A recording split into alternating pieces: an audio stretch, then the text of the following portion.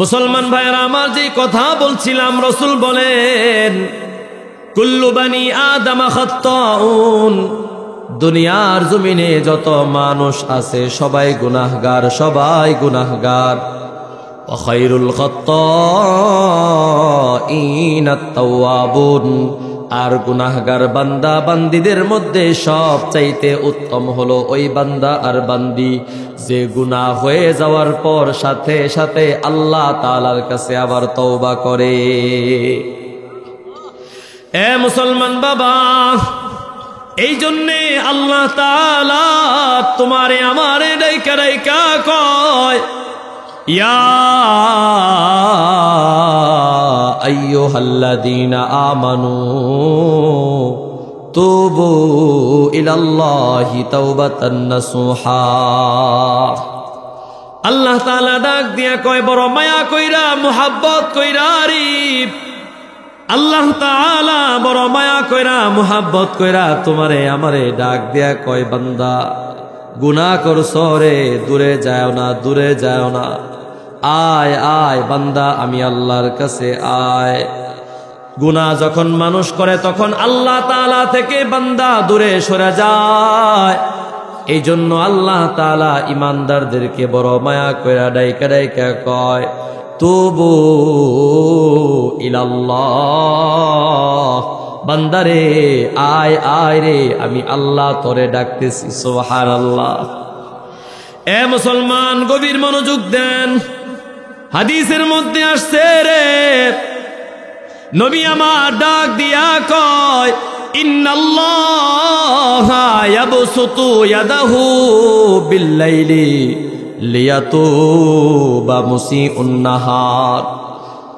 আহারে পশ্চিম দিগন্তে যখন সূর্যটা ডুবে যায়, অস্তমিত হয়ে যায়, রাত যখন শুরু হয়ে যায়, আরশের মালিক আল্লাহ তাআলা তোমারে আমারে ডাকে রে বাবা, তুমি আর আমি তো গাফেল, উদাসীন, কিছুই টের নাই, কোনো খোঁজ খবর নাই।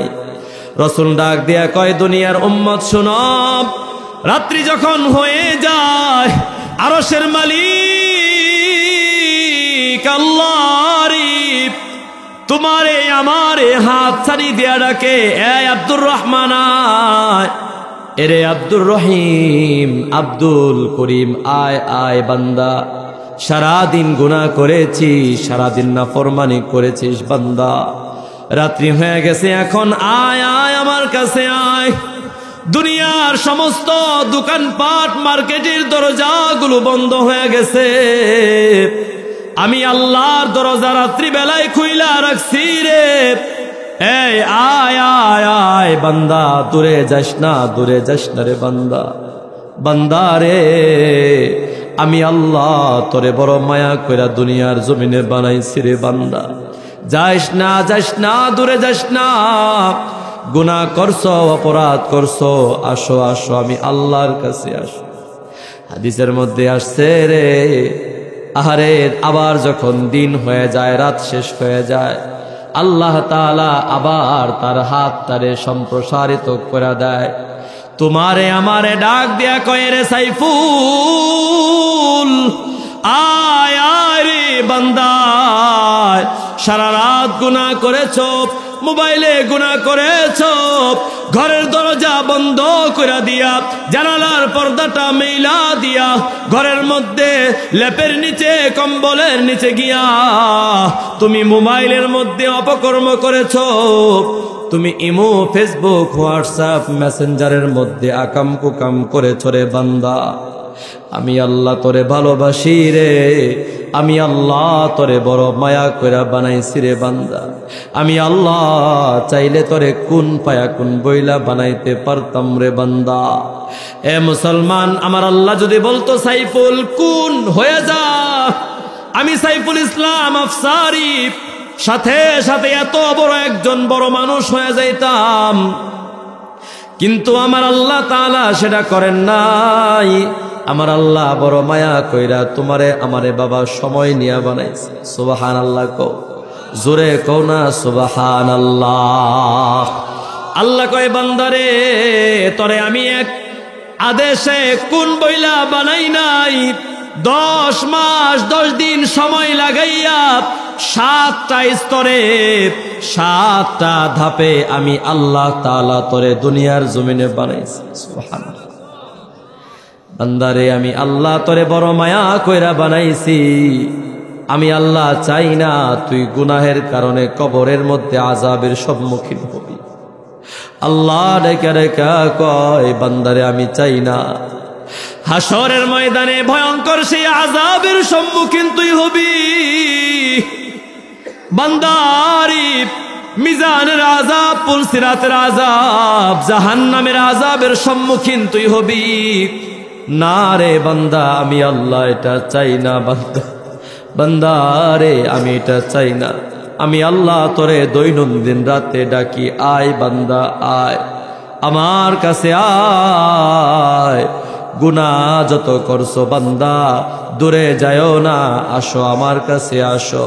আমার কাছে খাটি দিলে তওবা করতে দেরি হয়, আমি আল্লাহ তোর জীবনের গুনাহগুলো ক্ষমা করতে দেরি করি না।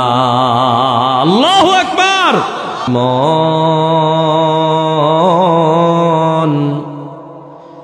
কার লাগিয়া কান্দ দিবারাতি,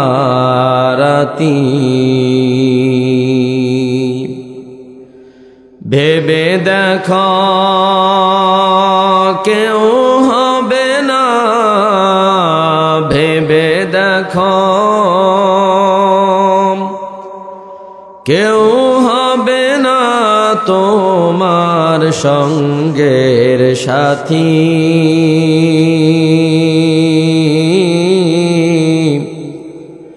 কার লাগিয়া কান্দ দিবারাতি,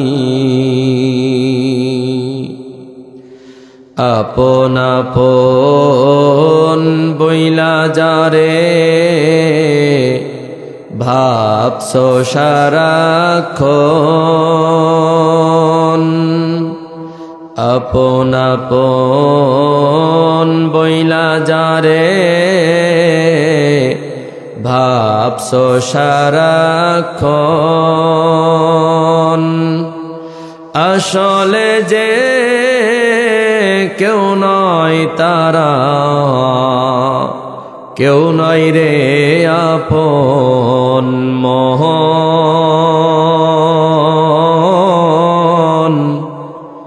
কার লাগিয়া কান্দ দিবারাতি মন, কার লাগিয়া কান্দ দিবারাতি।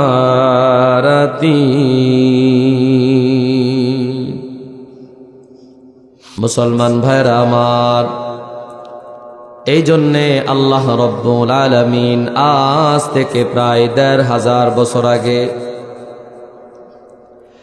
রব্বুল আলামিন আজ থেকে প্রায় ১৫০০ বছর আগে বিশ্ব নবীর উপরে যে কোরআন আমার আল্লাহ রব্বুল আলামিন নাজিল করেছেন বাবা, আল্লাহ তাআলা কোরআনে হাকিমের ৬৬ নম্বর সূরা, সূরায়ে তাহরিমের ৮ নম্বর আয়াতের মধ্যে দুনিয়ার ইমানদার বান্দা বান্দি যারা আছে, আল্লাহ তাআলা ইমানদার বান্দা বান্দিদের ডাইকা ডাইকা কয়, এরে দুনিয়ার ইমানদার বান্দা, এরে দুনিয়ার ইমানদার বান্দা বান্দি, দুনিয়ার জমিনে যাওয়ার পর তুমি নাফরমানি করো, গুনাহের কাজ করো, অন্যায় করো, পাপ করো, বান্দারে তোমার গুনাহের কারণে আমি আল্লাহ তাআলা অসন্তুষ্ট হয়ে যাই। এই জন্যই তো আমি আল্লাহ তাআলা তোমাদেরকে মাঝে মাঝে বিপদ আপদ দেই, বালা মুসিবত দেই। এরে বান্দা আমি আল্লাহ জানি দুনিয়ার জমিনে যাওয়ার পর তোমরা গুনাহ করবা, পাপ করবা, অন্যায় করবা, নাফরমানি করবা রে বান্দা। আমি আল্লাহ খুব ভালো করে এটা জানি।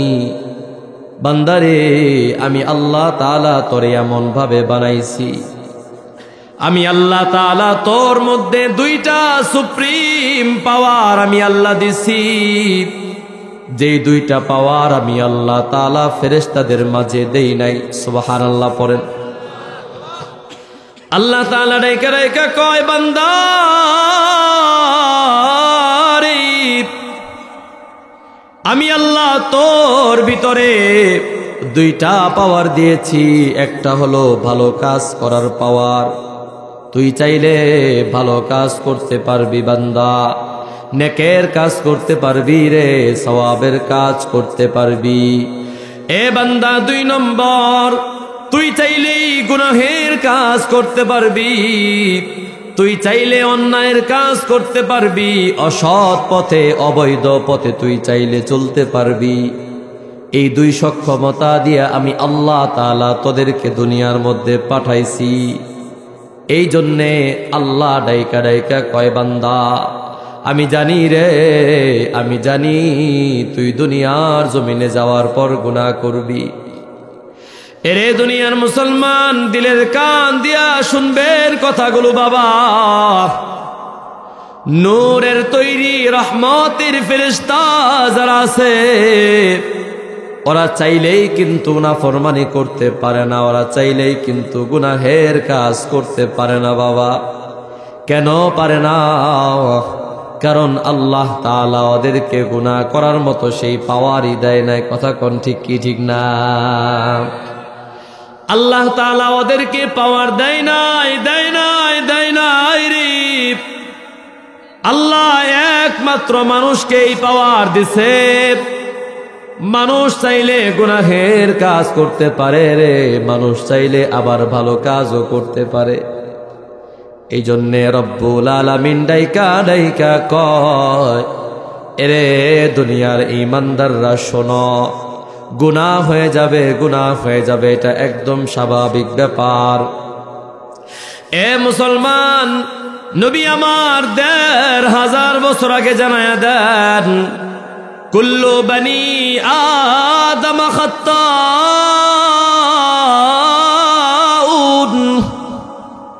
কুল্লু বনি আদম খাত্তাউন ওয়া খায়রুল খাত্তাইনা আত-তাওয়াবুন।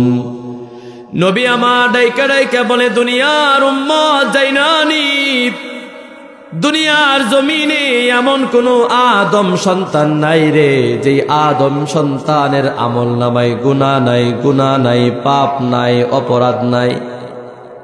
মুসলমান, আমি আপনাদের কাছে জানতে চাই, যারা এখানে হাজির হয়েছেন বাবা, কোন বাপের বেটা মায়ের পুত আসেননি এখানে? দাঁড়ায়া বুকটা টান টান করে বলতে পারবেন, হুজুর আমি এমন একজন ব্যক্তি যে আমার আমল নামায় কোনো গুনাহ নাই, পারবেননি? আওয়াজ দেয়া কোন পারবেননি বাবা? যদিও আমাদের বাংলাদেশে একজন ব্যক্তি পাওয়া গেছে, পৃথিবীর মধ্যে কোথাও নাই, কিন্তু বাংলাদেশে একজন আছে, এর আমল নামায় নাকি কোনো গুনাহ নাই। কথা কোন ঠিক কি ঠিক না? আছে না নাই কোন? একজন আছে, একজন আছে। সে নিজে দাবি করছে, ওয়াজের প্যান্ডেলে শত শত হাজার হাজার মানুষের সামনে, মিডিয়ার সামনে বলে, হুজুররা যখন দোয়া করে তখন আমি আমিন আমিন কই না। কেন কই না? আমার আমল নামায় গুনাহ নাই। আছে না নাই কোন? এরকম বাটপার, টাটকা, মুনাফিক, ভণ্ড বাংলার জমিনে আছে না নাই বলেন? এ মুসলমান বাবা, দিলের কান দিয়া শুনবেন গো, নবী আমার ১৫০০ বছর আগে জানায় গেছেন, দুনিয়ার জমিনে আদম সন্তান যারা আছে তারা গুনাহ করবে, পাপ করবে, অন্যায় করবে, অপরাধ করবে, এটা স্বাভাবিক বিষয়। শুধুমাত্র নবী রাসূলগণ ছাড়া আহলে সুন্নাত ওয়াল জামাতের বিশুদ্ধতম আকীদা হলো রে বাবা, আদম আলাইহিস সালাতু ওয়াস সালাম থেকে নিয়ে শুরু করে ঈসা পয়গম্বর পর্যন্ত, ঈসা নবী থেকে রে শুরু করে আমাদের নবী মুহাম্মদ সাল্লাল্লাহু আলাইহি ওয়াসাল্লাম পর্যন্ত লক্ষাধিক নবী রাসূলকে আল্লাহ তাআলা দুনিয়ার জমিনে পাঠাইছেন। আমার আল্লাহ তাআলা লক্ষ লক্ষ নবী রাসূলকে দুনিয়ার জমিনে কেন পাঠাইছেন? দুনিয়ার আল্লাহ ভোলা মানুষ যেন আল্লাহমুখী হয়ে যায়, জাহান্নামমুখী মানুষগুলো যেন জান্নাতমুখী হয়ে যায়। এই কাজগুলো করার জন্য আল্লাহ তাআলা যুগে যুগে একজন দুইজন নয়, 100 200 নয়, 1000 2000 নয়, আমার আল্লাহ তাআলা যুগে যুগে লক্ষাধিক নবী রাসূলদেরকে দুনিয়ার জমিনে পাঠাইছেন। কথা বলেন ঠিক কিনা? এ মুসলমান, বাবা আদম আলাইহিস সালাতু ওয়াস সালাম থেকে নিয়ে শুরু করে নবী মুহাম্মাদুর রাসূলুল্লাহ সাল্লাল্লাহু আলাইহি ওয়াসাল্লাম পর্যন্ত যত নবী রাসূল অতিবাহিত হয়ে গেছে, এদের আমলনামায় কোনো গুনাহ নাই। এরা হচ্ছেন নিষ্পাপ, এরা হচ্ছেন মাসুম, বেগুনাহ। কথা বলেন ঠিক কি ঠিক না?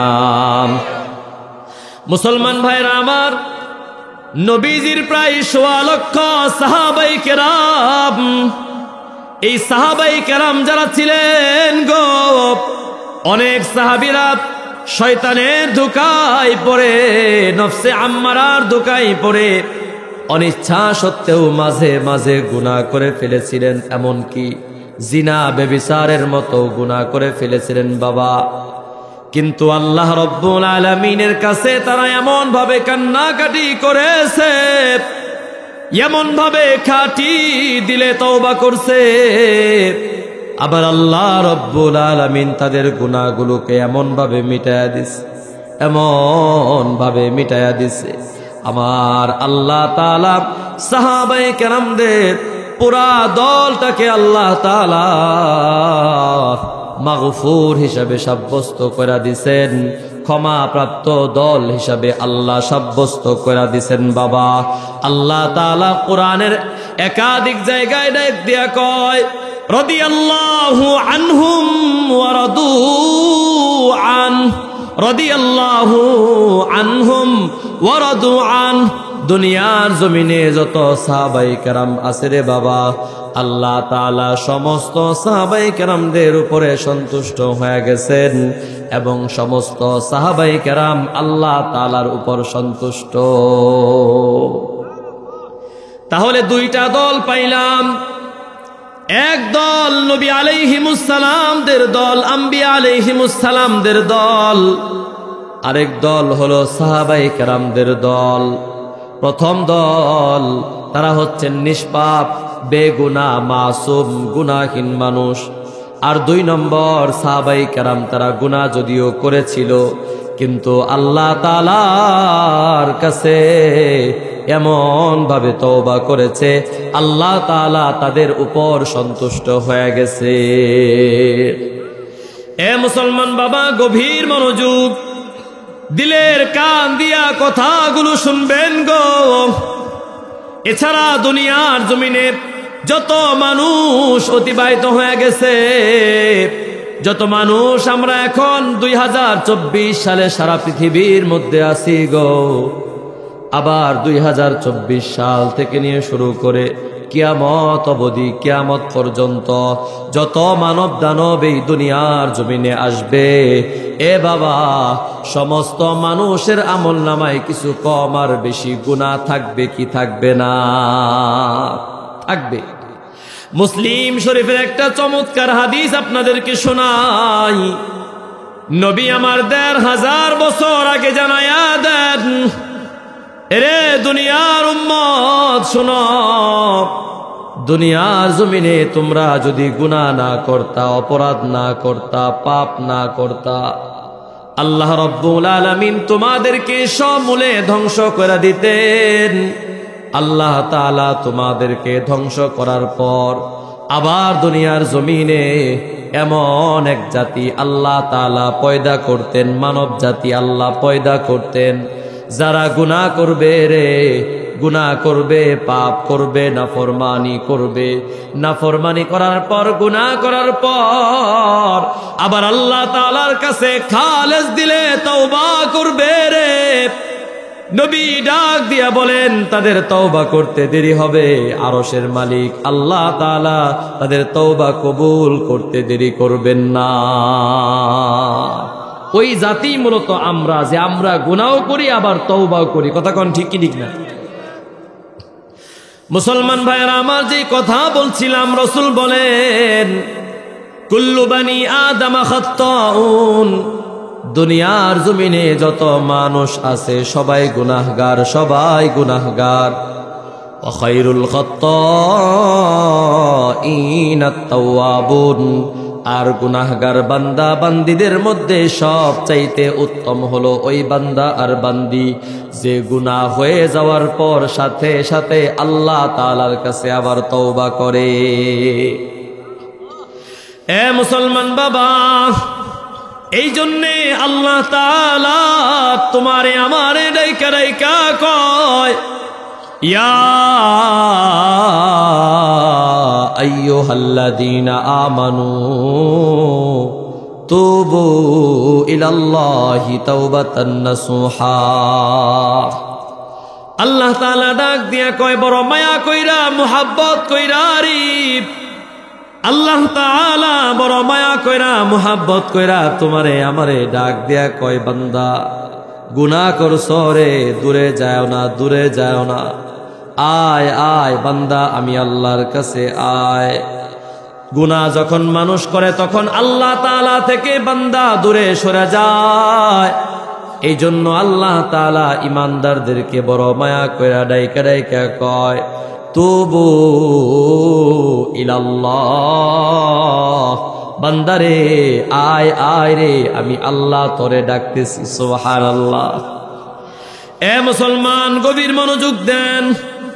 হাদিসের মধ্যে আসছে রে, নবী আমার ডাক দিয়া কয়, ইন্নাল্লাহা ইয়াবসুতু ইয়াদাহু বিল্লাইলি লিয়াতুবা মুসিউন নাহার। আহারে, পশ্চিম দিগন্তে যখন সূর্যটা ডুবে যায়, অস্তমিত হয়ে যায়, রাত যখন শুরু হয়ে যায়, আরশের মালিক আল্লাহ তাআলা তোমারে আমারে ডাকে রে বাবা, তুমি আর আমি তো গাফেল, উদাসীন, কিছুই টের নাই, কোনো খোঁজ খবর নাই। রাসূল ডাক দিয়া কয়, দুনিয়ার উম্মত শুনো, রাত্রি যখন হয়ে যায় আরশের মালিক আল্লাহ তোমারে আমারে হাত ছাড়ি দিয়া ডাকে, এ আব্দুর রহমান আয়, এরে আব্দুর রহিম, আব্দুল করিম, আয় আয় বান্দা, সারাদিন গুনাহ করেছিস, সারাদিন নাফরমানি করেছিস বান্দা, রাত্রি হয়ে গেছে, এখন আয় আয় আমার কাছে আয়। দুনিয়ার সমস্ত দোকানপাট, মার্কেটের দরজাগুলো বন্ধ হয়ে গেছে, আমি আল্লাহর দরজা রাত্রি বেলায় খুইলা রাখছি রে, এই আয় আয় আয় বান্দা, দূরে যাস না, দূরে যাস না রে বান্দা, বান্দা রে আমি আল্লাহ তোরে বড় মায়া কইরা দুনিয়ার জমিনে বানাইছি রে বান্দা, যাস না, যাস না, দূরে যাস না, গুনাহ করছো, অপরাধ করছো, আসো আসো আমি আল্লাহর কাছে আসো। হাদিসের মধ্যে আসছে রে, আহারে আবার যখন দিন হয়ে যায়, রাত শেষ হয়ে যায়, আল্লাহ তাআলা আবার তার হাত তারে সম্প্রসারিত করে দেয়, তোমারে আমারে ডাক দিয়া কয়, রে সাইফুল আয় আয় রে বান্দা, সারা রাত গুনাহ করেছো, মোবাইলে গুনাহ করেছো, ঘরের দরজা বন্ধ করে দিয়া, জানালার পর্দাটা মেইলা দিয়া, ঘরের মধ্যে লেপের নিচে, কম্বলের নিচে গিয়া তুমি মোবাইলের মধ্যে অপকর্ম করেছো, তুমি ইমো, ফেসবুক, হোয়াটসঅ্যাপ, মেসেঞ্জারের মধ্যে আকাম কুকাম করেছো রে বান্দা, আমি আল্লাহ তোরে ভালোবাসি রে, আমি আল্লাহ তোরে বড় মায়া কইরা বানাইছি রে বান্দা, আমি আল্লাহ চাইলে তোরে কোন পায়া কোন বইলা বানাইতে পারতাম রে বান্দা। এ মুসলমান, আমার আল্লাহ যদি বলতো সাইফুল কোন হয়ে যা, আমি সাইফুল ইসলাম আফসারি সাথে সাথে এত বড় একজন বড় মানুষ হয়ে যাইতাম। কিন্তু আমার আল্লাহ তাআলা সেটা করেন নাই। আমার আল্লাহ বড় মায়া কইরা তোমারে আমারে বাবা সময় নিয়া বানাইছে। সুবহানাল্লাহ কও, জোরে কও না সুবহানাল্লাহ। আল্লাহ কয় বান্দারে তরে আমি এক আদেশে কোন বইলা বানাই নাই, 10 মাস 10 দিন সময় লাগাইয়া 7টা স্তরে 7টা ধাপে আমি আল্লাহ তাআলা তোরে দুনিয়ার জমিনে বানাইছি। সুবহানাল্লাহ। বান্দারে আমি আল্লাহ তোরে বড় মায়া কইরা বানাইছি। আমি আল্লাহ চাই না তুই গুনাহের কারণে কবরের মধ্যে আযাবের সম্মুখীন হবি। আল্লাহ ডেকে ডেকে কয় বান্দারে আমি চাই না হাসরের ময়দানে ভয়ঙ্কর সেই আযাবের সম্মুখীন তুই হবি। বান্দারি মিজানের আযাব, পুলসিরাতের আযাব, জাহান্নামের আযাবের সম্মুখীন তুই হবি। না রে বান্দা আমি আল্লাহ এটা চাই না। বান্দা রে আমি এটা চাই না। আমি আল্লাহ তোরে দৈনন্দিন রাতে ডাকি, আয় বান্দা আয় আমার কাছে আয়। গুনাহ যত করছো বান্দা দূরে যায়ও না, আসো আমার কাছে আসো। আমার কাছে খাটি দিলে তওবা করতে দেরি হয়, আমি আল্লাহ তোর জীবনের গুনাহগুলো ক্ষমা করতে দেরি করি না। আল্লাহু আকবার। এ মুসলমান বাবা, আমি আপনাদের আজের বাপ মা যারা আছে, মা বাবা যারা আছে রে, এ মুসলমান, সন্তান যদি বাপ মার সঙ্গে বেয়াদবি করে, বাপ মার কাছে অপরাধ করে, বাপ মার কাছে অন্যায় করে, অপরাধ করে, বাবা ওই সন্তান যদি অনুতপ্ত হইয়া লজ্জিত হইয়া বাপ মার সামনে কান দইরা খাড়ায়া যায়, কান দইরা দাঁড়ায় যায়, যায়া চোখের পানি ছাইরা ছাইরা দিয়া যদি মায়ের পা দইরা কান্দে, বাবার পা দইরা যদি কান্দে, এরে ময়মনসিংহের মুসলমান, আমি আপনাদের কাছে জানতে চাই বাবা, দুনিয়ার কোনো বাপ মা আসেনি যে বাপ মা ওই সন্তানদের ক্ষমা করবে না? আছে না কি বলেন? না না, সন্তান যত বড় পাপ করুক না কেন, সন্তান যত বড় অপরাধ করুক না কেন রে বাবা, কোন সন্তান যদি ভুল বুঝা নিজের অপরাধের উপরে লজ্জিত হইয়া মার পা ধইরা বাবার পা ধইরা যদি কান্না করে আর ক্ষমা চায় রে, দুনিয়ার কোনো বাপ মা ক্ষমা না করে পারে না। আমি আপনাদের কাছে জানতে চাই বাবা, ওই বাপ মার দিলের ভিতরে যতটুকু ভালোবাসা আছে রে, তার চাইতে আমার আল্লাহ, আমার রব্বুল আলামিনের কুদরতি দিলের মধ্যে ভালোবাসা কম না বেশি? আওয়াজ দিয়া বলো, কম না বেশি? এই জন্য আল্লাহ তাআলা ডাক দিয়া কয়, বান্দারি গুনাহ করছো, পাপ করছো রে, দূরে যায়ও না, দূরে যায়ও না। আল্লাহ অন্য এক আয়াতে আরো চমৎকার করে ডাইকা ডাইকা কয়, ইয়া ইবাদিয়াল্লাযীনা আসরাফু, ইয়া ইবাদিয়াল্লাযীনা আসরাফু আলা আনফুসিহিম লা তাকনাতু মির রাহমাতিল্লাহ। আল্লাহু আকবার পড়েন। আল্লাহ তাআলা ডাইকা ডাইকা কয়, বান্দা তোর জীবনের গুনার কত বড়, কত বড়, কত বড়। হাদিসে কুদসির মধ্যে আসছে, রাসূল বলেন, আল্লাহ তাআলা নিজে ডাইকা ডাইকা কয়, এরে আব্দুর রহমান, তোর গুনাহ আর কত বড়। তোর গুনাহ যদি আসমান পর্যন্ত ঠেকে যায়, তোর গুনার পরিমাণ যদি সারা পৃথিবী ভরপুর হয়ে যায়, বান্দা টেনশন করিস না, চিন্তা করিস না, তুই খাঁটি দিলে তওবা কর, খাঁটি দিলে ইস্তেগফার কর, আমি আল্লাহর কাছে ক্ষমা চাও। বান্দা, এ বান্দা, চোখের 2 ফোঁটা পানি ছাইরা দিয়ে কান্দরি, তোর চোখের পানি জমিনের মধ্যে পড়তে দেরি, আমি আল্লাহ রব্বুল আলামিন এই তামাম পৃথিবী ভরপুর কইরা ক্ষমা আর মাগফিরাত নিয়া তোর সামনে হাজির হইতে এক মুহূর্ত দেরি করব না। মুসলমান বাবা, আমি আপনাদের কাছে জানতে চাই, এই জন্য যারা আমরা গুনাহ করেছি, পাপ করেছি, আমাদের পাপের তো কোনো সীমা নাই, কোনো লিমিট নাই, কথা কোন ঠিক কিনা? এই যে যারা বয়ান শুনতে আসছেন, হিসাব করলে, খোঁজ খবর নিলে, যদি হাত ওচা করতে বলি, এমন অনেক ভাই পাওয়া যাবে, অনেক বাবা পাওয়া যাবে যারা আজকে ফজরের নামাজ পড়েন নাই। বলেন আছে কি নাই? আওয়াজ দিয়ে বলেন বাবা, আছে না নাই? বয়ান শুনতেছেন, বয়ান শুনতেছেন, ওয়াজ শুনতেছেন, অথচ আজকে এশার নামাজটা এখনো পর্যন্ত পড়েন নাই, এমন যুবক আছে না নাই?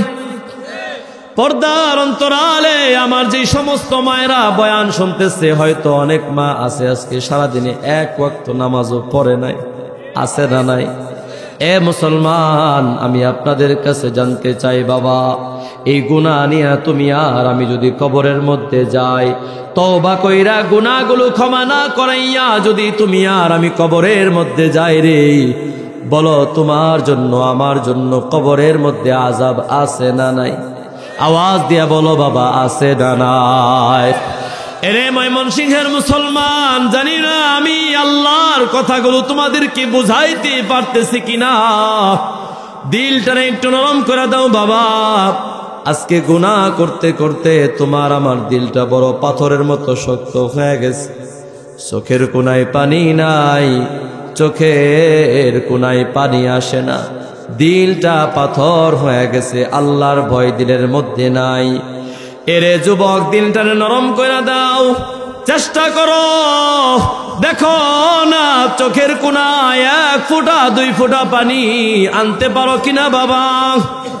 আরে তুমি আর আমি যদি গুনাহ নিয়ে কবরের মধ্যে যাই, ওই কবরটা তোমার জন্য আমার জন্য জাহান্নামের গর্ত হয়ে যাবে রে।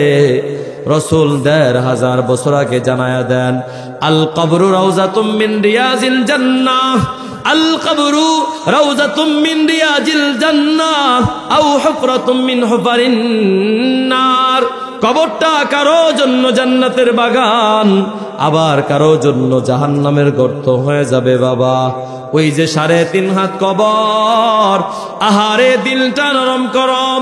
হাদিসের মধ্যে আসছে রে, দৈনন্দিন কবর তোমারে আমারে ডাইকা ডাইকা 5 বার ডাইকা ডাইকা কয়, আনা বাইতুত তুরাব, আনা বাইতুদ দুদ, আনা বাইতুজ জুলমা, আনা বাইতুল ওয়াহদা। কবর তোমারে আমারে ডাইকা ডাইকা কয়, এরে আব্দুর রহমান, আনা বাইতুল কুরবা, আনা বাইতুত তুরাব, আমি হইলাম মাটির ঘর, আনা বাইতুল ওয়াহদা, আমি হইলাম একাকিত্বের ঘর। আমার ভিতরে তুমি কোনো সাথী পাইবা না, সঙ্গী পাইবা না, কোনো বন্ধু পাইবা না, কোনো বান্ধব পাইবা না। কবর ডাক দিয়া কয়, আনা বাইতুদ দুদ, এরে নাফরমান, আমি কবর কিন্তু সাপের ঘর, পোকা মাকড়ের ঘর, বিচ্ছুর ঘর।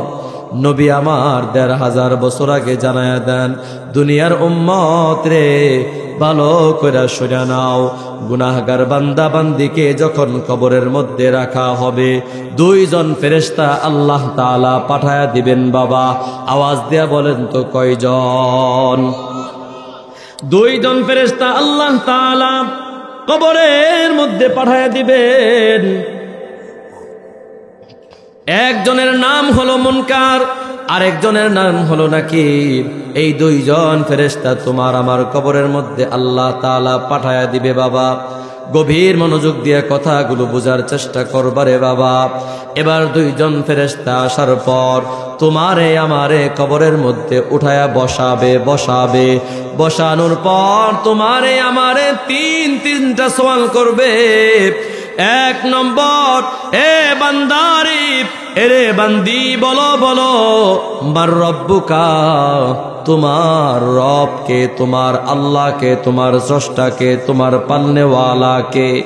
ওই বান্দা যদি গুনাহগার হয়ে থাকে, এরে মুসলমান, হাদিসের মধ্যে আসছে রে, মিশকাতের বর্ণনা, রাসূল ডাইকা ডাইকা কয়, বান্দা যদি গুনাহ নিয়ে কবরের মধ্যে যায়, ওই বান্দা বলবে, হা হা লা আদরি, হা হা লা আদিরি, আমি চিনি না, আমি জানি না, আমি জানি না, আমি জানি না।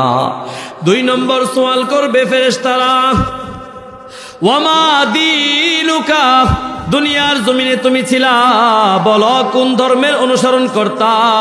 তুমি কি হিন্দু ধর্মের অনুসারী ছিলা, নাকি বৌদ্ধ ধর্মের, নাকি ইহুদি, নাকি খ্রিস্টান, নাকি ইসলাম ধর্মের? তুমি কোন ধর্মের অনুসারী ছিলা রে? ওই বান্দা যদি গুনাহগার হয়ে থাকে তাহলে জবাব দিতে পারবে না, সে বলবে হা হা লা আদরি, হায় আফসোস, আমি জানি না, আমি জানি না, আমি বলতে পারি না। এ মুসলমান বাবা, এবার 3 নম্বর সওয়াল।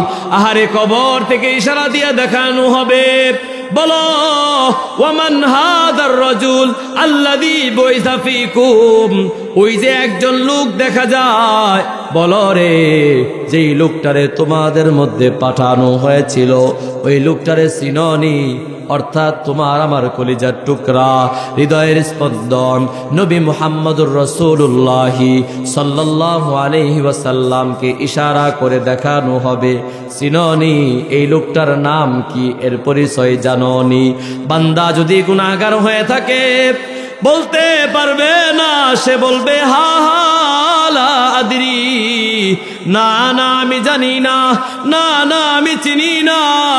এই কথা বলার সাথে সাথে আসমান থেকে আওয়াজ আসবে, আর দেরি নয়, আর দেরি নয়, এরে ফেরেশতা রে, তাড়াতাড়ি এই বান্দার কবরের মধ্যে জাহান্নামের বিছানা বিছায়া দাও। পড়েন না নাউযুবিল্লাহ, আরো জোরে পড়েন না নাউযুবিল্লাহ।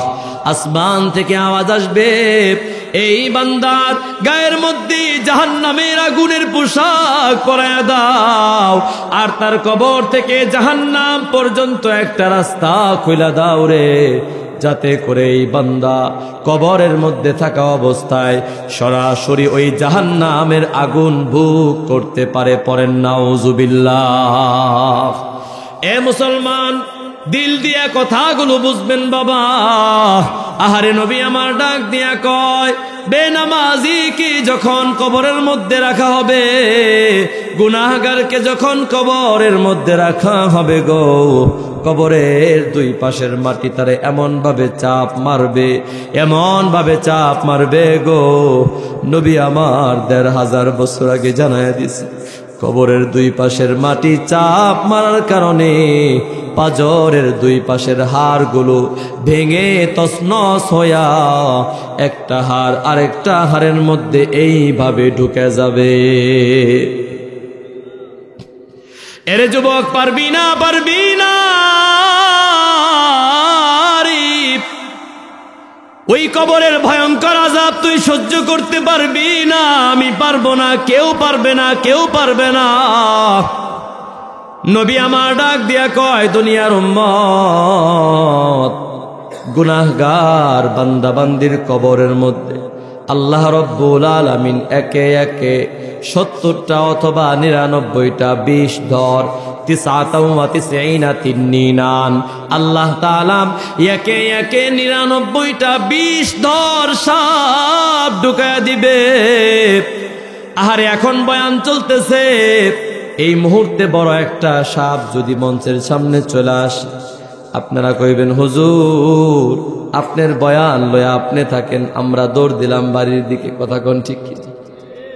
এ মুসলমান, যখন তুমি আর আমি কবরের মধ্যে যাব বাবা, ওই কবরের মধ্যে আল্লাহ তাআলা 1টা 2টা নয় 99টা সাপ আল্লাহ তাআলা ঢুকায়া দিবে। তাও আবার কেমন সাপ? আল্লাহর নবী বিশ্ব নবী জানায়া দেন, শোনো দুনিয়ার উম্মত, এক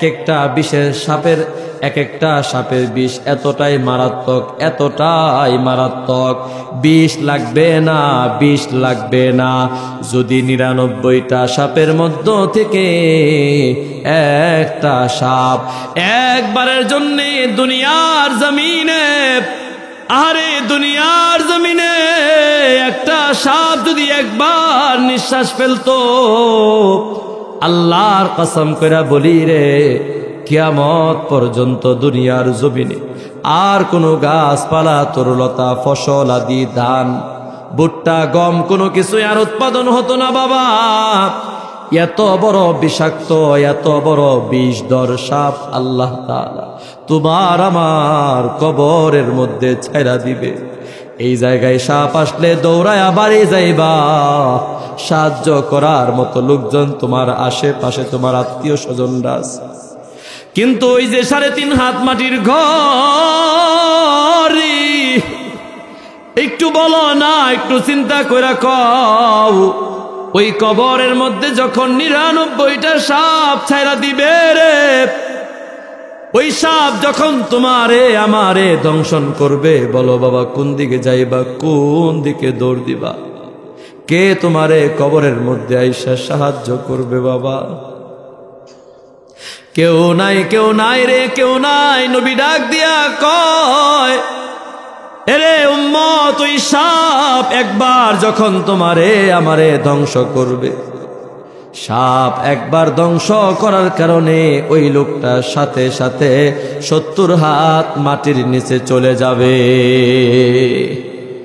আবার আল্লাহ তাআলা ফেরেশতারে ডাইকা ডাইকা কবে, ডাইকা ডাইকা বলবে, রে ফেরেশতা, ওই বান্দারে আবার কবরের জমিনের মধ্যে নিয়ে আয়। ওই সাপ আবার দংশন করবে, এই লোকটা আবার 70 হাত মাটির নিচে যাবে, আবার তারে উপরে উঠানো হবে, আবার সাপ দংশন করবে, আবার 70 হাত মাটির নিচে যাবে। নবী আমার ডাক দিয়া কয়, আল্লাহর কসম করে বলি, কাফের বেঈমান গুনাহগার যারা আছে রে, এইভাবে কিয়ামত পর্যন্ত 99টা সাপ তাদেরকে কবরের মধ্যে দংশন করতে থাকবে। আহা, পারবা না?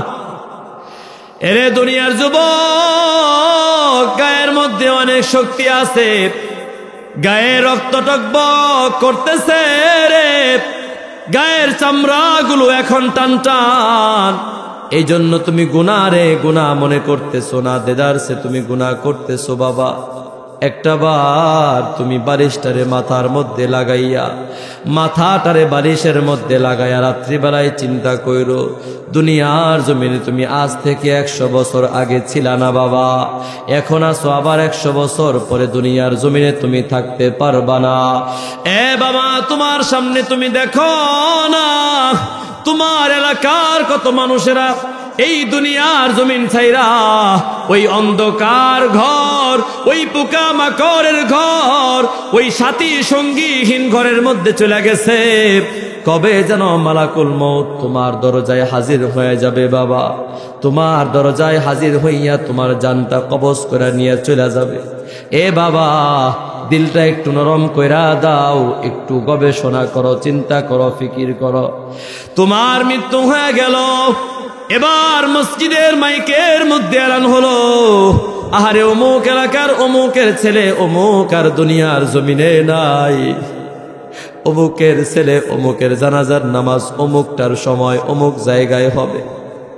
আহারে, একদল লোক বাজারে চলে গেল বাবা তোমার কাফনের কাপড় কেনার জন্যে, একদল লোক চলে গেল বাঁশ ঝাড়ে বাঁশ কাটার জন্য, আর একদল লোক চলে গেল কবরস্থানে তোমার জন্য চিরস্থায়ী ঠিকানা বানানোর জন্যে, আরেক দল লোক চলে গেছে বড়ই পাতা পাড়তে, বড়ই পাতা দিয়া পানি গরম করতে তারা চলে গেছে।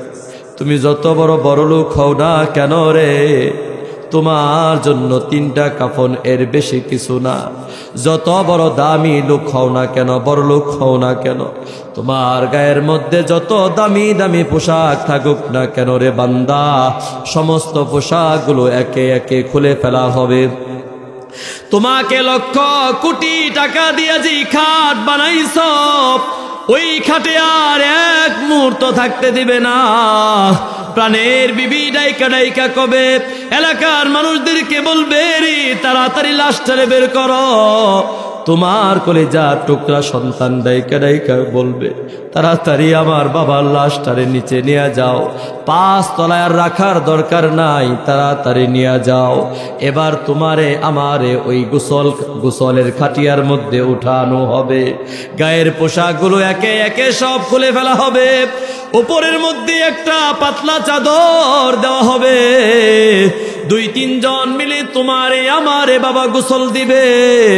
আরে গোসল দেওয়া হয়ে গেলে তোমারে আমারই দামি দামি কাপড় না, কম দামি 3টা কাপড়ের মধ্যে প্যাকেট কইরা রে তোমারে আমারে 4 পায়া ওই পালকির মধ্যে উঠাইয়া কাঁধের মধ্যে বহন কইরা জানাজার মাঠে তোমারে আমারে নিয়ে যাবে। মানুষেরা নামাজ পড়ার জন্য কাতারবদ্ধ হয়ে যাবে বাবা। ইমাম সাহেব দাঁড়াইয়া কিছু কথা বলবে রে, তোমার আত্মীয় স্বজনরা ডাইকা ডাইকা বলবে, এলাকাবাসী আমার বাবা চলাফেরার ক্ষেত্রে কোনো ভুল ত্রুটি করে থাকে মাফ করে দিও, আমার বাবারে আর পাইবা না, লেনদেন থাকলে আমাদের সঙ্গে যোগাযোগ করে দিয়া দিব। ইমাম সাহেব নামাজ পড়ায়া দিল রে। এবার তোমার খাটিয়ানা নিয়া তোমার কবরের পশ্চিম পাশে রাখে, কয়েকজনে লোক ধৈরা ধৈরা তোমার কবরের মধ্যে রাখে রে বাবা। মুসলমান দিলটা একটু নরম করো, দেখো না চোখটা বন্ধ করে দেখো, সব অন্ধকার, সব অন্ধকার। ডানে কিছু নাই, বামে কিছু নাই, সামনে নাই, পিছনে নাই, উপরে নাই, নিচে নাই, কেউ নাই, কেউ নাই।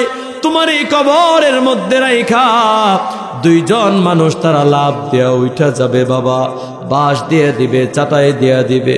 মিনহা খলাকনাকুম ওয়া ফিহা নুঈদুকুম ওয়া মিনহা নুখরিজুকুম তারাতান উখরা। এই দোয়াটা পয়রা পয়রা তোমার কবরের মধ্যে মানুষেরা মাটি দিবে। এক পর্যায়ে মাটি দেওয়া শেষ হয়ে গেলে তোমার কবরের মধ্যে পাড়ায়া পাড়ায়া মানুষগুলো মাটি শক্ত করে দিবে। মুসলমান বাবা, কবর কমপ্লিট হয়ে যাওয়ার পর মানুষেরা চইলা যাবে, তুমি একা থাকবারি। চিন্তা করো সেই কবরের মধ্যে তুমি কেমন করে একা একা থাকবা। এই জন্য বাবা গুনাহ নিয়ে সেই কবরে গেলে তোমার কেউ সাথী হবে না, কেউ বাতি হবে না, কেউ সঙ্গী হবে না। এই জন্যে আল্লাহ তাআলা ডাক দিয়া কয়, বান্দারে গুনাহ করেছো, গুনাহ করেছো বান্দা, চিন্তার কোনো কারণ নাই। তুবু ইলাল্লাহ, আমি আল্লাহ তাআলার কাছে খাটি দিলে তোমরা তওবা করো। মুসলমান বাবা, আল্লাহর কাছে খাটি দিলে তওবা করলে রে আরশের মালিক আল্লাহ তাআলা সন্তুষ্ট হয়ে যায়। আল্লাহ তাআলা ওই বান্দার উপর খুশি হয়ে যায়। আল্লাহ তাআলার কাছে তওবা করার প্রয়োজন আমাদের আছে না নাই? আওয়াজ দিয়া বলেন বাবা, আছে না নাই? খাটি দিলে তওবা করলে আল্লাহ তাআলা গুনাহগুলো ক্ষমা করেন, জান্নাতের ব্যবস্থা করেন, দুনিয়ার জমিনেও আল্লাহ তাআলা সম্মানিত করেন গো। আমি একটা হাদিস শোনাই আপনাদেরকে বাবা, তিরমিজি শরীফের বর্ণনা। হযরতে আব্দুল্লাহ বিন ওমর রাদিয়াল্লাহু তাআলা আনহুমা বলেন, রাসূল করিম সাল্লাল্লাহু আলাইহি ওয়াসাল্লাম বলেছেন, তোমাদের পূর্বে বনি ইসরাইলে একজন যুবক ছিল যার নাম হলো কিফিল। এতটাই বখাটে যুবক, জীবনে কোনোদিন কোনো ভালো কাজ করে নাই, এমন কোনো অন্যায় নাই রে যে অন্যায় কাজটা ওই যুবক সম্পাদন করে নাই। রাসূল ডাক দিয়ে বলেন, একদিনের ঘটনা, আহারে যুবক তার ঘরের মধ্যে অবস্থান করতেছে, হঠাৎ করে কে যেন তার দরজার মধ্যে আইসা কড়া নাড়ছে, নক করছে, কলিং বেলের মধ্যে টিপ লাগাইছে। যুবক এবার দরজাটা সুন্দর করে খোলা দেয়, তাকায়া দেখে রে অত্যন্ত সুন্দরী রূপসী গুণবতী একজন মেয়ে, নবযৌবনা একজন তরুণী তার দরজার সামনে দাঁড়ায় আছে। যুবক এবার চিন্তা করে, কি ব্যাপার, দরজার সামনে যুবতী কেন? এবার যুবক ডাক দিয়া কয়, এরে যুবতী, আমার দরজার সামনে কেন আসছ? যুবক কিন্তু বখাটে, যুবক কিন্তু অত্যন্ত অসৎ চরিত্রের অধিকারী, জীবনে কত জিনা করছে, ব্যভিচার করছে, তার কোনো হিসাব নাই বাবা।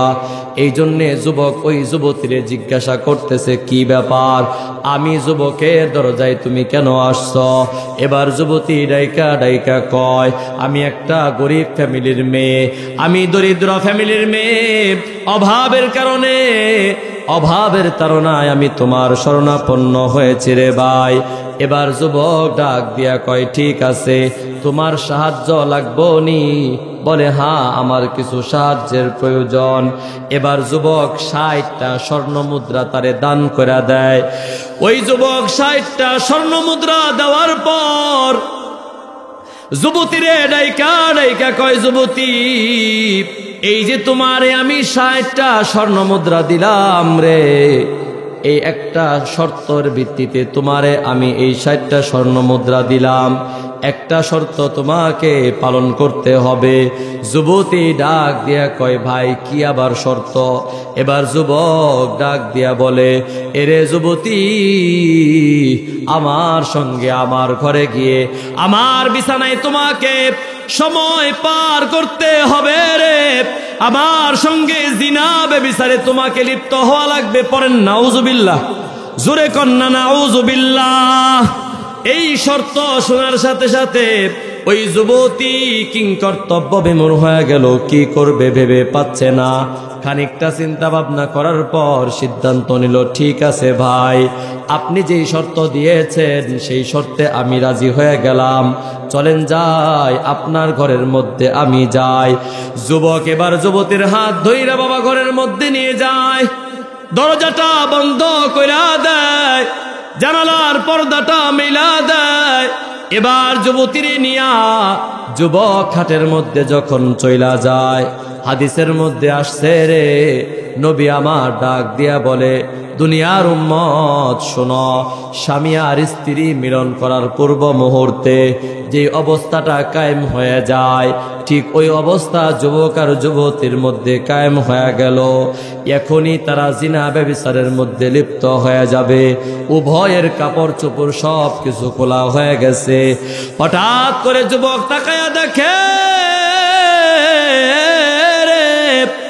যুবতীর গায়ের মধ্যে কম্পন আরম্ভ হয়ে গেছে, ওয়াবাকাত, এবং যুবতী অঝরে কান্না আরম্ভ করে দিছে। যুবক ডাক দিয়া বলে, যুবতী কি ব্যাপার? এখন তো এনজয়ের সময়, এখন তো মজা নেওয়ার সময়, আনন্দ ঘন মুহূর্ত, এখন তুমি কান্না করতেছো কেন? এখন তোমার গায়ের মধ্যে কম্পন কেন রে? তুমি কেন থরথর থরথর করে কাঁপতেছো বলো? এবার যুবতী কান্নার পাওয়ার আরো বাড়ায়া দিয়ে বলে, রে এ যুবক, আমি আল্লাহর কসম কইরা বলি, আজকের পূর্বে কোনো দিন কোনো পরপুরুষের বিছানায় আমি যাই নাই। যুবক ডাক দিয়া বলে, তাহলে আমার বিছানায় কেন আসলা? যুবতী ডাক দিয়া কয়, অভাবের কারণে আপনার কাছে আসছি ভাই। আপনি যেই শর্ত দিয়েছেন, এই শর্ত পালন না করলে আপনি তো টাকা দিবেন না, পয়সা দিবেন না, সাহায্য দিবেন না। বিপদে পইরা আপনার শর্তে আমি রাজি হয়ে গেছি। বলে, তাই নাকি? বলে, হা। বলে, এবার যুবতী ডাক দিয়া কয়, এরে যুবক, এই মুহূর্তে আমি যদি জিনা ব্যভিচারের মধ্যে লিপ্ত হয়ে যায়, বলো বলো, হাসরের ময়দান যেদিন কায়েম হয়ে যাবে রে, আমি গুনাহগার বান্দি, আদালতে কিবরিয়াতে আমি আমার আল্লাহ তাআলার সামনে কোন মুখ নিয়ে দাঁড়াবো? আল্লাহু আকবার বলেন। মুসলমান ভাইরা আমার, আমি আপনাদের কাছে জানতে চাই, বাবা বলেন তো, হেদায়েতের মালিক কে? আরেকটু আওয়াজ দিয়ে কন্যা, হেদায়েতের মালিক কে? আল্লাহ রাব্বুল আলামিন ওই বান্দির ওসিলায় ওই যুবক কিফিলকে আল্লাহ তাআলা সাথে সাথে হেদায়েত দান করে দেয়। বাবা, আল্লাহ তাআলা হেদায়েত দান করে দেওয়ার পর যুবকের দিলের মধ্যে পরিবর্তন আসা শুরু হয়ে গেল। যুবক এবার ডাইকা ডাইকা কয়, এরে যুবতী, যা যা, আমি তোরে যেই স্বর্ণ মুদ্রা দিয়েছি এটা তোর, যেই শর্ত দিয়েছি এটা আমি উড্ড করে নিলাম, যাও যাও, তুমি তোমার বাড়ির দিকে রওনা হয়ে যাও। এবার যুবতী তার বাড়ির দিকে রওনা আরম্ভ করে দেয়। যুবক আল্লাহরে আল্লাহ বইলা ডাক দেয়, এরে আরশের মালিক আল্লাহ গো, দুনিয়ার জমিনে আমার মতো এত বড় নাফরমান আর কেউ নাই রে আল্লাহ। আমি এই মুহূর্তে তোমার কাছে খাঁটি দিলে তওবা করতেছি আল্লাহ। আমার গুনাহের কারণে তুমি আমার উপর অসন্তুষ্ট হয়ে গেছো আমি জানি আল্লাহ। আমি এই মুহূর্তে তোমার কাছে তওবা করছি গো, যতদিন দুনিয়ার জমিনে বাঁচবো আর কোনোদিন কোনো নাফরমানি করব না, গুনাহ করব না। সুবহানাল্লাহ। এ মুসলমান বাবা, এখানেই শেষ নয়। যুবক ওই দিবাগত রাত্রিতে ঘরের মধ্যে ঘুমায়। আমার আল্লাহ রাব্বুল আলামিন মালাকুল মউত আজরাইলকে পাঠায়া দেয়, যাও যাও মালাকুল মউত, আমার ওই বান্দা যুবক কিফিলের জানটা কবজ করে নিয়ে আসরে। ওই বান্দা এমন ভাবে খাঁটি দিলে তওবা করছে, আমি আল্লাহ ওর উপর সন্তুষ্ট হয়ে গেছি। আমি আল্লাহ ওরে বন্ধু বানায় আনেছি। আমার বন্ধুর জায়গা দুনিয়ার জমিনে না, আমি আমার বান্দারে চির সুখের ঠিকানা জান্নাতের মধ্যে পৌঁছায়া দিব। সুবহানাল্লাহ কোন। এ মুসলমান, এবার মালাকুল মউত ওই যুবকের ঘরে আসে, ওর জানটা কবজ কইরা যখন নিয়ে যায়, সকাল যখন হয়ে যায়, এলাকার মানুষেরা তাকায়া তাকায়া দেখে কি ব্যাপার, যুবক দৈনন্দিন সকাল বেলায় তার দরজাটা খুইলা দেয়, আজকে কেন খুলে না, আজকে কেন খুলে না? তথ্য তালাশ নেওয়ার জন্য রে এলাকার মানুষেরা যখন ওই যুবকের বাড়ির সামনে যায়, আমার আল্লাহ রব্বুল আলামিন একটা আযাব দিছে রে বাবা। ওই এলাকার মানুষেরা যখন যুবকের দরজার সামনে গিয়া হাজির হয়ে গেছে, তাকায়া দেখে রে যুবকের দরজার সামনে আমার আল্লাহ তাআলা কুদরতি ভাবে একটা আজব লেখা ভাসাইয়া দিছে। সুবহানাল্লাহ। আল্লাহ তাআলা ওই যুবকের খাঁটি দিলে তওবা করার কারণে আল্লাহ তাআলা এমন ভাবে সন্তুষ্ট হয়েছেন, আল্লাহ তাআলা দুনিয়ার মানুষদের চোখের মধ্যে আঙ্গুল দিয়া দেখায়া দিলেন, বান্দারা রে দেখ দেখ, কোন বান্দা যদি গুনাহ করার পর আমি আল্লাহর কাছে খাঁটি দিলে তওবা করে, আমি আল্লাহ কেমন কইরা তাকে মাফ করি। এলাকার মানুষেরা তাকায়া দেখে যুবকের দরজার সামনে লেখা, ইন্নাল্লাহা কদ গফারা লিল কিফিল, নিশ্চয় আল্লাহ তাআলা যুবকের তওবার কারণে যুবকের জীবনের সমস্ত গুনাহগুলো আল্লাহ ধুয়ে মুছে সাফ করে দিয়েছেন। সুবহানাল্লাহ।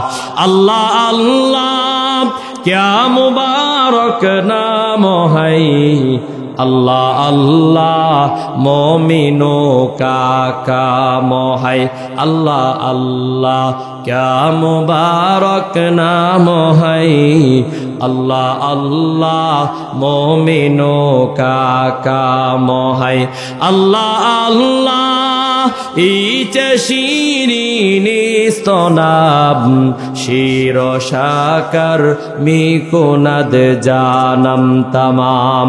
জোরে জোরে বলা যাবে কি মারহাবা। মুসলমান ভাইরা আমার, তাহলে আমি যেই বিষয় নিয়ে কথা বলতেছিলাম, আমাদের আমলের কারণে, গুনাহের কারণে আল্লাহ তাআলা আমাদের উপর অসন্তুষ্ট। কথা কোন ঠিক কিনা? মালিককে আমাদের সন্তুষ্ট করতে হবে দুইটা মাধ্যম, একটা হলো তাওবা এবং ইস্তেগফার করা। কথা কোন ঠিক কি ঠিক না? তাহলে আমরা আমাদের গুনাহের জন্য, কৃত গুনাহের জন্য তওবা করব তো ভাই? আওয়াজ দেবেন, করব তো ইনশাআল্লাহ। যদি আমরা খাঁটি দিলে তওবা করতে পারি, ওই যে যুবক এত বড় একজন নাফরমান বখাটে যুবক ছিল, আল্লাহর কাছে তওবা করার কারণে আল্লাহ গুনাহ ক্ষমা করে দিয়া এমন ভাবে ক্ষমা করছেন, দুনিয়ার মানুষেরা জানতো এই যুবকটা সবচাইতে খারাপ। আল্লাহ দেখায় দিল, না, দুনিয়ার জমিনে আমার এই বান্দা আমার কাছে সবচাইতে প্রিয়।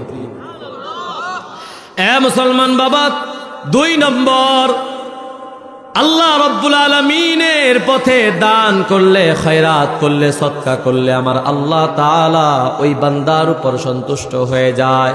মিশকাত শরীফের বর্ণনা রে রাসূল ডাইকা ডাইকা কয়, as-সাদাকাতু তারুদ্দুল, as-সাদাকাতু তুতফিউ গযবার রাব্বি।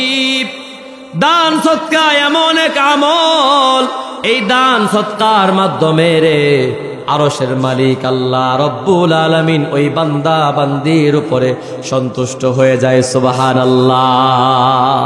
এই জন্য আমরা দ্বীনের পথে ফি সাবিলিল্লাহ, আল্লাহর জন্য, আল্লাহর মুহাব্বতে দুইটা হাত উজাড় করে দিয়ে দান করতে রাজি আছি ভাই? এই আওয়াজ দেবেন, রাজি আছি?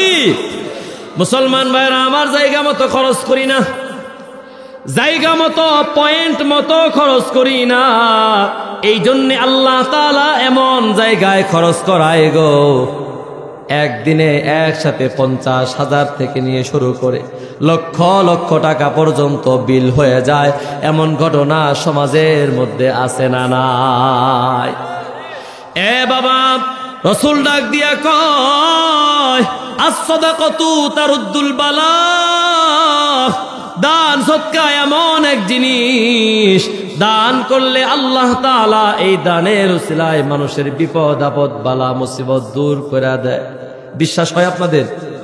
এই কোরআনটা হাতে নিয়ে বলতেছে, দান সদকা করলে মানুষের বিপদ আপদ আল্লাহ তাআলা দূর করে দেয়। বিশ্বাস হয়? মুসলমান ভাইয়েরা আমার, কোরআনে হাদিসে ইতিহাসের গ্রন্থের মধ্যে অনেক অনেক ঘটনা আছে। আমি সেই ঘটনার দিকে যাব না, আমি আমার বাস্তব জীবনের একটা ঘটনা আপনাদেরকে শোনাই, শুনবেননি?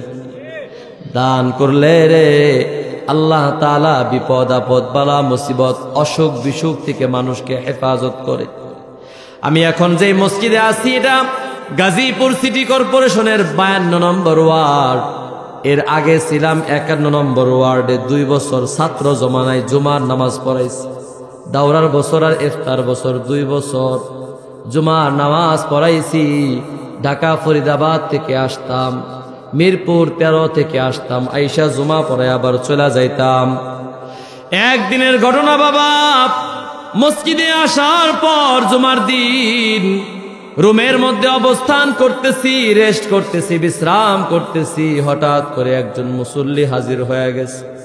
তার বাড়ি হইল জামালপুর। জামালপুর চিনেন না আপনারা? আপনাদের বৃহত্তর ময়মনসিংহের জামালপুরে ওই লোকটার বাড়ি। আমার কাছে আয়েশা সালাম দিয়ে কাঁদো কাঁদো কণ্ঠে আয়েশা কয়, হুজুর আপনার কাছে একটা পরামর্শ নেওয়ার জন্য আসছি। আমি বললাম, ভাইজান বলেন, কি পরামর্শ নেওয়ার জন্য আসছি? চোখের পানি ছাইরা ছাইরা কান্দে রে, আর ডাইকা ডাইকা কয়, হুজুর আমার 12-13 বছরের একটা ছেলে আছে। ছেলে হুজুর অনেক দিন যাবত আমার ছেলেটা অসুস্থ, অনেক ডাক্তার দেখাইছি হুজুর, অনেক ঔষধ সেবন করাইছি, অনেক কবিরাজের দরবারে দৌড়াইছি, হুজুর কোনো কাজ হয় নাই, কোনো কাজ হয় নাই। সারাক্ষণ সর্বদা আমার ছেলেটা অসুস্থ থাকে। হুজুর আমি কি করতে পারি? আমার একটা পরামর্শ দেন। আমি মুস্কি মুস্কি হাসি আর ডাইকা ডাইকা বলি, রে ভাই আমি তো কোনো ডাক্তারও না, আমি কোনো কবিরাজও না যে আপনারে প্রেসক্রিপশন দিতে পারবো। এবার সেই লোকটা ডাক দিয়া কয়, হুজুর আপনার উপর আমার আস্থা আছে গো, আপনার উপর আমার কনফিডেন্স আছে, ভালোবাসা আছে, ভক্তি আছে, শ্রদ্ধা আছে।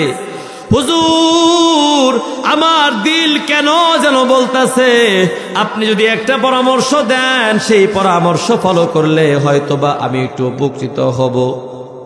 আমার সাথে সাথে মিশকাতের হাদিসের কথা মনে পড়ে গেছে। ওই যে ফরিদাবাদ মাদ্রাসা, ঢাকা পুরান ঢাকার মধ্যে বড় বড় কওমি মাদ্রাসা যতগুলো আছে, এর মধ্যে অন্যতম একটা প্রতিষ্ঠান হলো ঢাকা ফরিদাবাদ মাদ্রাসা। ওই মাদ্রাসায় যখন মিশকাত পড়ি, মাওলানা জিকরুল্লাহ খান সাহেব হুজুর আমাদেরকে হাদিস পড়াইছে। ওই হাদিসের কথা আমার স্মরণ হয়ে গেল বাবা। আমি সাথে সাথে ডাইকা ডাইকা বললাম, এ ভাই দেওয়ার মতো কিছু নাই, তবে হুজুর আমাদেরকে হাদিস পড়াইছে, রসুলের হাদিস আমাদেরকে শোনাইছে, ওই হাদিসটা আমি আপনাদেরকে শোনায়া দেই। রসুল ডাক দিয়া বলে, আস-সাদাকাতু তারুদ্দুল বালা। দান খয়রাত এমন এক আজব জিনিস, এই দান খয়রাতের কারণে আল্লাহ তাআলা অসুখ বিসুখ বালা মুসিবত দূর করে দেয়। আমি বললাম, ভাই রাসূলের এই কথার উপর 100 ভাগ বিশ্বাস আনয়ন কইরা আপনি আপনার সামর্থ্য অনুযায়ী, অ্যাবিলিটি অনুযায়ী আল্লাহর পথে কিছু দান করেন। মসজিদে, মাদ্রাসায়, এতিমখানায় গরিব অসহায় বিধবা যারা আছে এদেরকে কিছু দান খয়রাত করেন। এ মুসলমান বাবা, গভীর মনোযোগ দিয়ে কথাটা শোনার চেষ্টা করেন। এবার প্রায় 6 মাস হয়ে গেছে আমি 51 নম্বর ওয়ার্ড ছেড়ে দিয়ে এখন যে মসজিদ বাদাম বাইতুর রহমত জামে মসজিদ, এই মসজিদে আমার চাকরি হয়ে গেছে। আমি এই মসজিদে চলে আসছি। 6 মাস পর আমারে টেলিফোন কইরা কয়, হুজুর আমারে চিনছেননি? আমি বললাম, না আপনারে চিনি নাই।